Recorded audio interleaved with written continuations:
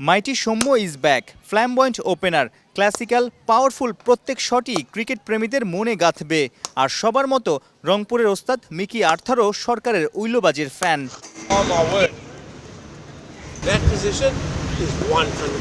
দারুণ timing, mid wicket দিয়ে সীমানা ছাড়া হবে। এই শটে উল্লেখযোগ্য বিষয়, বল কোথায় গেল দেখার প্রয়োজনই হয়নি সৌম্যের। জানেন ব্যাটে বলে কানেকশনটা হয়েছে জম্পেশ। ক্রিকেট মাঠে এই শটকে বলা হয় নো লুক শট। বিপিএলে ফিরেই কি ধুন্ধুমার ব্যাটিংয়ে মাতবেন রংপুরের ওপেনার? মনোবল তো সবসময় থাকে খেলার জন্য, কিন্তু অ্যাকচুয়ালি সিচুয়েশনটা তো মাঠের ভিতরে থাকে। আর ওইখানে যেহেতু আমার ইজি কোনো কিছু দিবে না, ফিল্ডিংয়ের সময় বলেন বা ব্যাটিংয়ের সময় দেবেন, ওইখানে সিচুয়েশনটা পুরোটাই আলাদা। সো ওইটার জন্য এইখানে যত বেশি মেন্টালি টাফনেসভাবে প্র্যাকটিসগুলো করতে পারবো, ওইখানে আমার জন্য ইজি হবে। মাঝখানে একটা ইনজুরি, সবকিছু মিলিয়ে রিহ্যাব করেছেন, ফিরে আসার চ্যালেঞ্জটা কতটুকু ছিল? মাঠে ফিরতে পেরে কেমন লাগছে?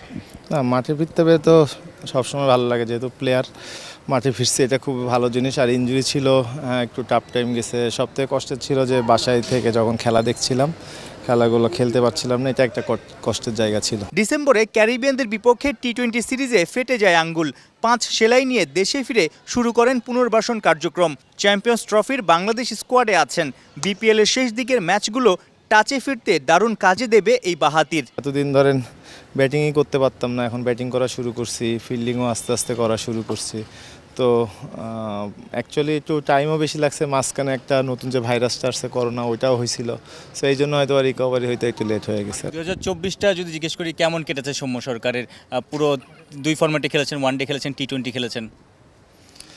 না, যেটা খেলছিলাম শেষের দিকে এসে ইনজুরি হলাম, তো সবসময় চেষ্টা করি যে ভালো করার, কিন্তু হয়েছে বা হয় নাই ওগুলো তো চলে গেছে।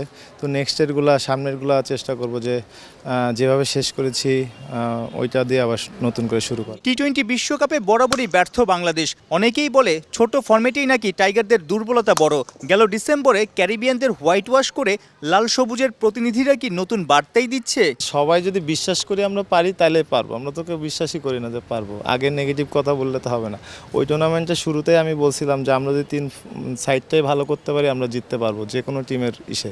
হ্যাঁ, আমরা ওইখানে ভালো করছি, কিন্তু এটা আমরা কত বেশি কন্টিনিউ করতে পারবো, এইটা হচ্ছে আমাদের ইমপ্রুভের জায়গা। যেমন এই বিপিএলে দেখেন অনেক রান হচ্ছে, বলাররাও ভালো করতেছে। এইটা যদি আমরা ডে বাই ডে কন্টিনিউ করতে পারি, তাহলে আমরা টি-20তেও এইটা ইমপ্রুভ করতে পারবো। কারণ আমরা জানবো যে 200 রান কীভাবে করতে হয় রেগুলার, 10টা উইকেট কীভাবে নিতে হয়। 8 ম্যাচ খেলে আনবিটেন রংপুর। বৃহস্পতিবার রাজশাহীর বিপক্ষে একাদশে দেখা যেতে পারে ইনজুরি কাটিয়ে ফেরা সৌম্য সরকারকে। সাইফুল রূপক, 71, চট্টগ্রাম।